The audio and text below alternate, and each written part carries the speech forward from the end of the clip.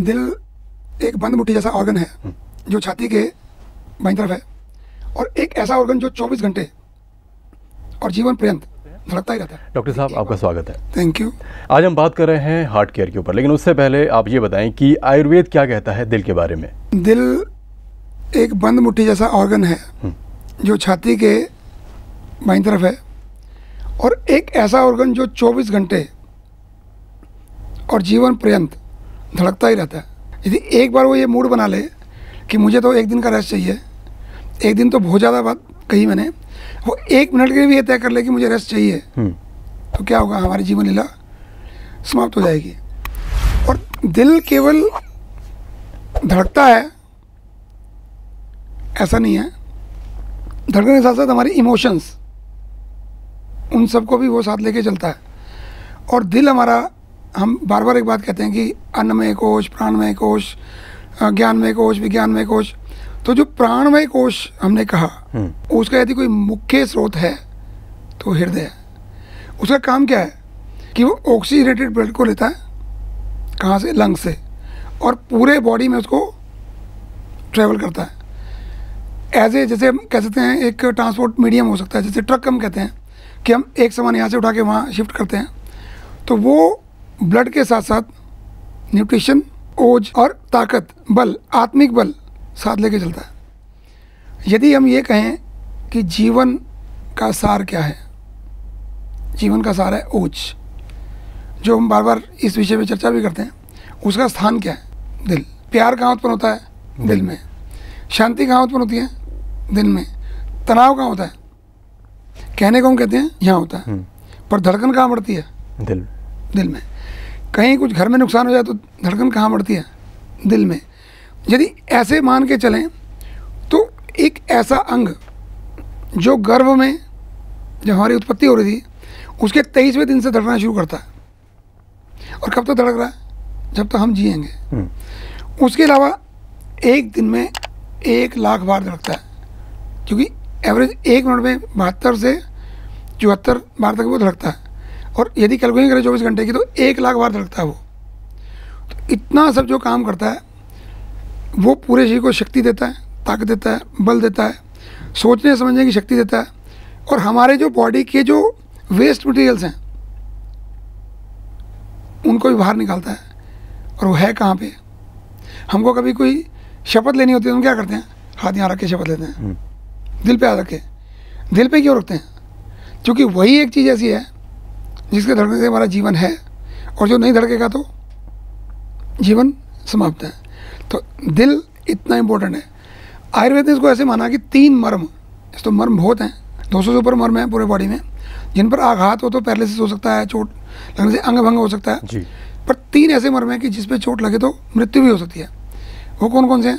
पहला हृदय, दूसरा मस्तिष्क और तीसरा वस्ती। और हृदय को सबसे प्रमुख माना, तो उस पर यदि चोट लगेगी तो कभी कभी कहते हैं इश्क में दिल टूट गया जी। फिर दिल कहाँ टूटा, वो तो धड़क ही रहा था ना, क्योंकि वो भावना का स्थान है। वो भावना का स्थान टूटता है तो हमको फीलिंग वहाँ पे आती है। तो ये दिल की एक परिभाषा, आयुर्वेद की परिभाषा में मैं कह सकता हूँ इसको। डॉक्टर, आपसे जानना चाहेंगे कि दिल में ब्लॉकेज क्यों होती है, क्या कारण होता है? देखिए, पहले तो ये जानना जरूरी है कि दिल की एक्चुअल शेप क्या है।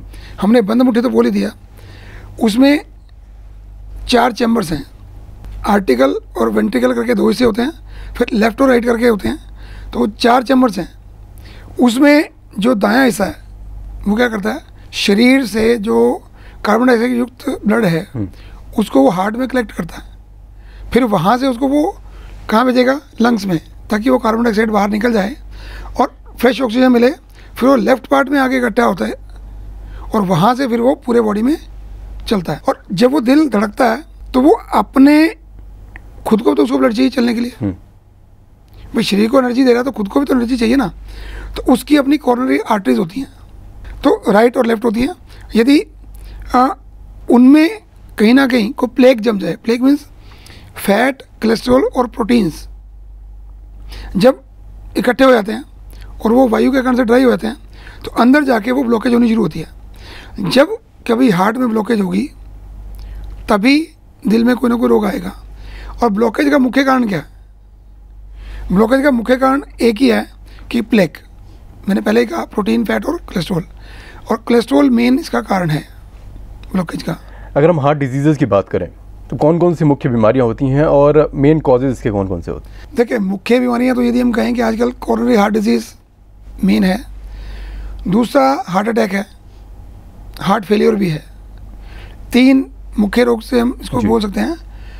कारणों की यदि बात करें तो कारणों में तो इसमें 4 तरह के मुख्य कारण हैं। पहला कारण क्या है कि फिक्स्ड कारण है। फिक्स्ड में हम क्या मानते हैं कि ये 45 के बाद होने के चांसेस ज़्यादा हैं और इंडियन मेल्स में होने के चांसेस भी ज़्यादा हैं।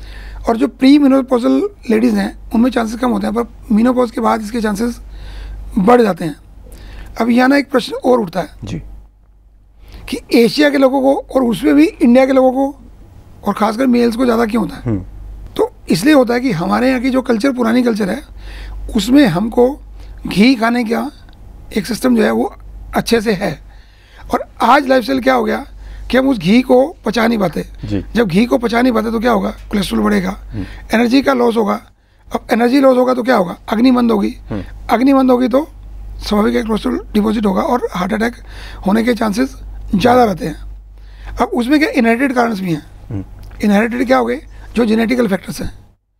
अब जेनेटिकल में हम ये मानते हैं कि यदि पेरेंट्स में से, माता पिता में से किसी को भी कोरोनरी हार्ट डिजीज़ है तो बच्चों में होने के चांसेस ज़्यादा हैं। और यदि किसी को भी नहीं है, उसके अलावा 50% चांसेस तो ये हो ही गए। और उससे अगला कारण क्या है कि मेडिकल फैक्टर्स है। कुछ मेडिकल फैक्टर क्या है कि मान लो किसी को डायबिटीज़ है बहुत पुरानी, उसके कारण से हार्ट पे इफेक्ट आता है। किसी को बीपी है, बीपी से क्या होता है? हार्ट का साइज एनलार्ज होना शुरू होता है, उससे हार्ट अटैक होने के चांसेस हैं। फिर पेरिफेरल आर्टरीज की डिजीज़ है, जो बॉडी के जो बाहर आर्टरीज हैं हार्ट के अलावा, उन पे जब डिजीज़ कोई होती है तो उसका इफेक्ट भी बैक प्रेशर से हार्ट पे पड़ता है। उसके अलावा कोई क्रॉनिक इन्फेक्शन है, मान लो बहुत दिनों से फीवर ठीक नहीं हो रहा, या कोई ऐसी डिजीज़ टाइफाइड हो गया, या और डिजीज़ कोई ऐसी क्रॉनिक हो गई जो ठीक नहीं हो रही है, उसके कारण से भी हो सकता है। और किडनी डिसऑर्डर्स जो है वो मेन कारण है। यदि किसी की किडनी प्रॉपर काम नहीं कर रही है जी, तो वो हार्ट पे प्रेशर डालेगी और वो एक मेन फैक्टर बन जाता है। उसके बाद क्या लाइफ स्टाइल फैक्टर्स है। अब लाइफ स्टाइल फैक्टर में क्या है? मेनली हम देखते हैं कि थोड़ी सी टेंशन हुई तो स्मोकिंग क्या करती है? स्मोकिंग, अभी हमने बात की कि हार्ट का काम क्या है। हार्ट का काम है कि कार्बन डाइऑक्साइड को फेफड़ों में लाना और उसको बाहर फेंकना। और हम स्मोकिंग में क्या कर रहे हैं?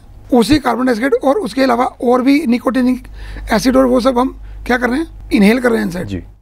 और जब लंग्स में वो जाएगा धुआं, वो लंग्स से जाके कहाँ जाएगा? अल्टीमेटली हार्ट में जाएगा और प्लेक बनाने की वो तैयारी करेगा। और आपकी जो अंदर की आर्टरीज हैं या वेन्स हैं उनको ड्राई करेगा, तो हार्ट अटैक होने के चांसेस या ब्लॉकेज के चांसेस बढ़ते हैं। उसके बाद क्या है कि ओवरवेट। अब आजकल ओवरवेट तो लगभग सभी हैं। और ओवरवेट होने से क्या होगा? जिसका BMI 25 से ज़्यादा है, 25 से ज़्यादा है, उसको हार्ट डिजीज़ होने का रिस्क तो है ही है। साधारण भाषा में क्या BMI लोगों की समझ में नहीं आएगी।